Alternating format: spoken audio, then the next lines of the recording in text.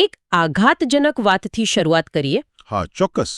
શું તમે કલ્પના કરી શકો છો કે 1932માં છેક ન્યૂયોર્કમાં એક વૈભવી હોટેલમાં સરદાર પટેલના મોટા ભાઈ વિઠ્ઠલભાઈ પટેલે અમેરિકનોને શું કહ્યું હતું? શું કહ્યું હતું? એમણે કહ્યું કે બ્રિટિશ શાસન હેઠળ ભારતમાં માત્ર દુકાળને કારણે 4 કરોડ લોકો મૃત્યુ પામ્યા હતા. 4 કરોડ?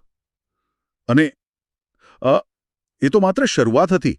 તેમણે એ પણ કહ્યું કે મુંબઈમાં દર 1000 જીવિત જન્મેલા બાળકોમાંથી 555 બાળકો મૃત્યુ પામતા હતા. ઓહ, 555? હા.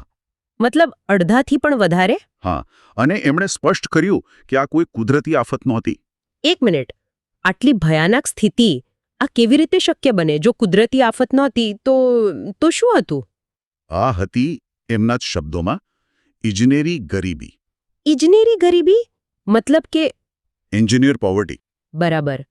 એક એવી ગરીબી જે આકસ્મિક નહોતી, તેને જાણી જોઈને એક યોજના હેઠળ બનાવવામાં આવી હતી. આ તો બહુ મોટો આરોપ કહેવાય. ઇજનેરી શબ્દ સૂચવે છે કે આ બધું એક પ્લાન મુજબ થયું હતું. કેવી રીતે? કુટીર ઉદ્યોગો હતા, ખાસ કરીને હાથવણાટનો ઉદ્યોગ. હા.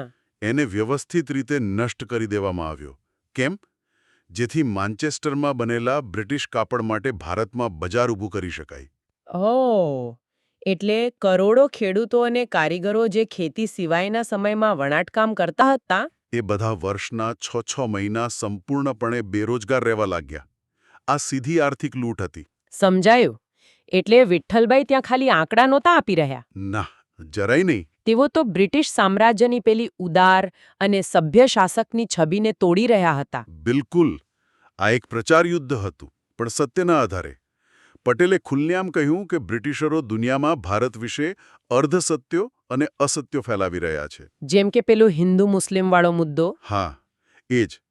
અંગ્રેજો હંમેશા કહેતા કે અમે તો હિન્દુ મુસ્લિમ ઝઘડાઓને કાબૂમાં રાખવા માટે છીએ. પણ પટેલે બ્રિટિશ અધિકારીઓના જ રિપોર્ટ ટાંકીને સાબિત કરી દીધું. શું સાબિત કર્યું? કે આ વિભાજન તો અંગ્રેજોના આવ્યા પછી જ વધુ ઉગ્ર બન્યા હતા. અને એને પ્રોત્સાહન પણ એમના દ્વારા જ મળતું હતું. તો તેમણે બ્રિટિશ શાસનના પાયા પર જ પ્રહાર કર્યો. પણ રાજકીય રીતે એ સમયે ડોમિનિયન સ્ટેટસની વાત ચાલતી હતી, એનું શું? અરે, એ મુદ્દા પર તો એમણે સૌથી ધારદાર પ્રહાર કર્યો. કેવી રીતે? જ્યારે ડોમિનિયન સ્ટેટસની વાત આવી ત્યારે તેમણે તેને એક દંતકથા કહી અને એક સોનાનું પાંજરું ગણાવ્યું. સોનાનું પાંજરું? વાહ, શું શબ્દ છે! હા, તેમણે સવાલ પૂછ્યો કે જો દેશનું સંરક્ષણ અને વિદેશ નીતિ તમારા જ હાથમાં રહેવાની હોય તો એ વળી કેવી આઝાદી? સાચી વાત છે. દેખાવમાં આકર્ષક, પણ હકીકતમાં તો કેદ જ. એટલે જ એમના માટે કોઈ સમાધાનનો પ્રશ્ન જ નહોતો. તેમણે ત્યાં ગર્જના કરીને કહ્યું હતું. શું? કે ક્રૂર શાસન અને સંપૂર્ણ સ્વતંત્રતા વચ્ચે કોઈ મધ્યમ માર્ગ હોઈ જ ન શકે. વાત પૂરી. સ્પષ્ટ છે. આ બધી વાત પરથી એવું લાગે છે કે વિઠ્ઠલભાઈ પટેલનો અમેરિકાનો પ્રવાસ કોઈ સંધિ જીતવા માટે નહોતો. ના, બિલકુલ નહીં. એનો હેતુ કંઈક અલગ જ હતો, ઊંડો હતો. એકદમ.